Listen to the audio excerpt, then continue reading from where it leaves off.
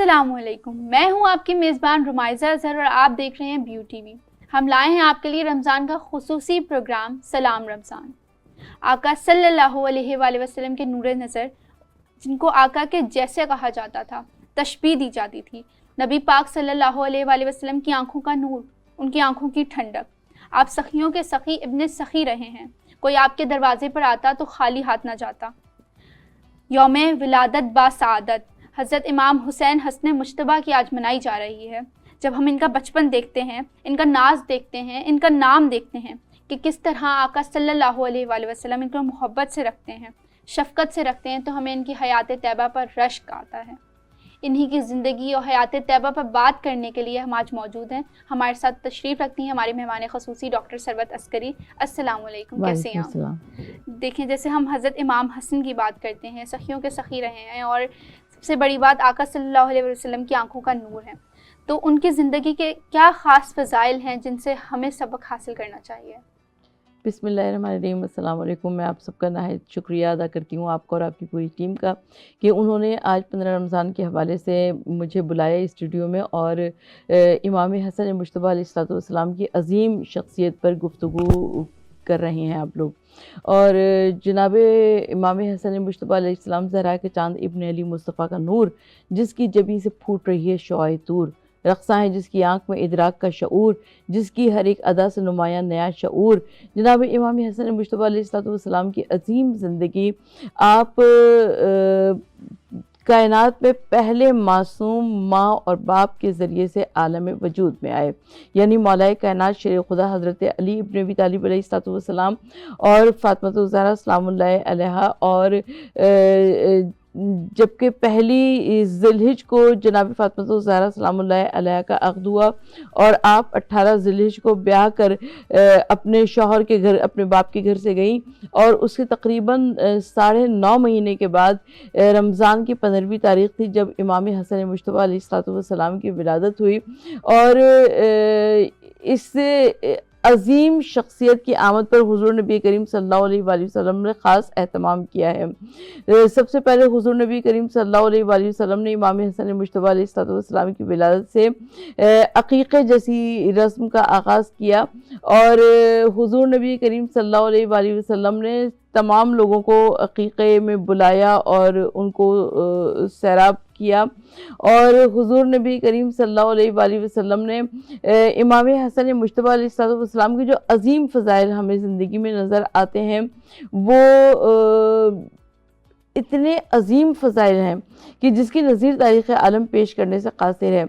इसलिए कि इमाम हसन मुज्तबा अलैहिस्सलाम जब दुनिया में तशरीफ़ लाए सूरह कौसर की अमली तफ़सीर और दलील बनकर, और इमाम हसन मुज्तबा अलैहिस्सलाम ने 15 रमज़ान को क्योंकि सूरह कौसर की तफ़सीर का आगाज़ हुआ और हमें ये नज़र आता है कि इमाम हसन मुज्तबा अलैहिस्सलाम न सिर्फ़ ये कि आप सखी थे, बल्कि आप के इर्द गिर्द जो लोग रहा करते थे, जनाब इमाम हसन मुज्तबा अलैहिस्सलाम उन सबको फैज़याब किया करते थे। और मदीने में दस्तरख़ान इमाम हसन अलैहिस्सलाम की बहुत ज़्यादा धूम और शोहरत है। तो जिस तरह आपने बताया कि उनके दस्तरख़ान की बहुत धूम और शोहरत है, उसकी क्या ऐसी वजह है कि आज भी सब उसे याद रखे हुए हैं?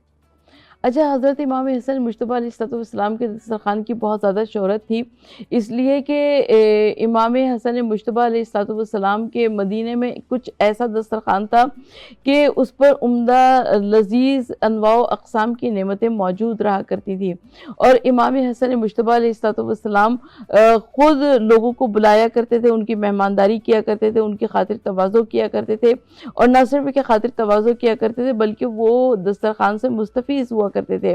और मौलाए कायनात अली इब्न अबी तालिब अलैहिस्सलाम की ज़िंदगी का बहुत ये एक क़ीमती वाक़या है कि इमाम हसन मुज्तबा मौलाए कायनात अली इब्न अबी तालिब अलैहिस्सलाम एक मरतबा मस्जिद में मौजूद थे और कोई नौवारिद मुसाफिर आ गया मस्जिद में, और मौलाए कायनात अली इब्न अबी तालिब अलैहिस्सलाम इबादत इलाही से फ़ारिग़ हुए और उसके बाद आपने जौ की सूखी रोटी को जानू के ज़ोर से तोड़ा और पानी में भिगो भिगो के खाने लगे।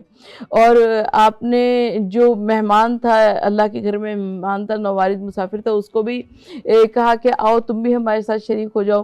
اب اس نے جب وہ مولا کائنات کو پہچانتا نہیں تھا، مگر اس نے جب دیکھا کہ جو کی روٹی کو پانی میں بھگو کے کھا رہے ہیں تو اس نے کہا، دل میں یہ سوچا کہ میرے لیے تو ممکن نہیں ہے۔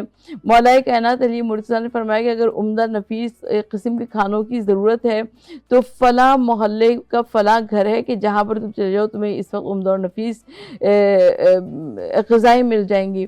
تو امام حسن مجتبیٰ علیہ السلام کے گھر پر وہ آیا، اور جب وہ کھاتا جاتا ہے تو تھوڑا سا کھاتا جاتا ہے، تھوڑا سا رکھتا جاتا ہے۔ امام حسن مجتبیٰ علیہ السلام نے فرمایا کہ بھائی پہلے تم شکم سے رو کے کھا لو، اور اگر بیوی بچے بھی ہیں تو تم ان کے لیے بھی لے کے جانا۔ اس نے کہا کہ نہیں، میں تو یہاں پہ مسافر ہوں، میرے بیوی بچے تو وطن میں ہیں، مگر میں ابھی مسجد میں ایک ایسے شخص کو دیکھ کر آیا ہوں جو کہ جو کی روٹی کو پانی سے بھگو کر کھا رہا تھا۔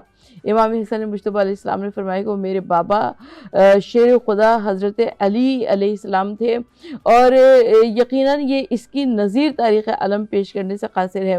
میں ایک واقعہ اور اگر آپ کے پاس وقتی گنجائش ہو تو میں آپ کی سماعتوں کی نظر کرنا چاہتی ہوں کہ حضرت امام حسن مجتبیٰ علیہ السلام ایک مرتبہ مدینہ کی ایک شارع سے گزر رہے تھے۔ ایک یہودی آگے بڑھا اور اس نے لجام فرض پر ہاتھ ڈال دیا، اور اگر آپ نے آداب اسلامی کو پڑھا ہو تو یقیناً آپ کے ذہن میں یہ موجود ہوگا کہ کسی کی لجام پر فرض پر ہاتھ ڈالنا بہت بے ادبی سمجھی جاتی تھی۔ امام حسن مجتبیٰ علیہ السلام نے پوچھا اس سے، کہا کہ تم کون ہو اور کیا ہے؟ اس نے کہا کہ آپ کے نانا رحمت اللہ علیہ صلی اللہ علیہ وآلہ وسلم کی ایک حدیث نے مجھے شک میں ڈال دیا ہے۔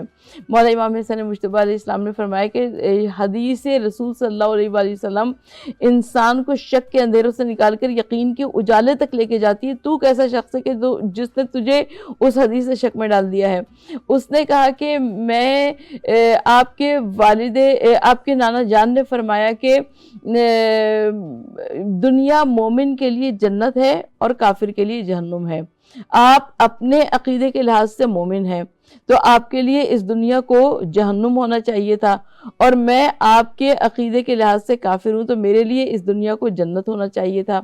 تو مگر ہمیں تو الٹا نظر آتا ہے، اس لیے کہ آپ سواری کے عمدہ جانور پر موجود ہیں، آپ نے نفیس لباس بھی پہن رکھا ہے، اور دسترخوان امام حسن علیہ السلام کی شہرت دور دور تک موجود ہے، اور میں آپ کے عقیدے کے لحاظ سے کافر ہوں، میرے لیے تو دنیا جنت ہونی چاہیے تھی، مگر میں پھٹے پرانے ملبوس میں موجود ہوں، میرے پیروں میں نالین بھی نہیں ہے، نہ میرے پاس سواری کا جانور ہے۔ تو امام حسن مجتبیٰ علیہ السلام نے فرمایا، کہا کہ تجھے معلوم نہیں ہے، اس لیے کہ اگر تو جنت میں ہماری نعمتوں کو دیکھ لے گا تو کہے گا کہ ہم دنیا میں جہنم میں تھے، اور تو اگر جہنم میں اپنا عذاب دیکھ لے گا تو کہے گا کہ ان تمام مشکلوں کے باوجود کہ میں دنیا میں جنت میں تھا۔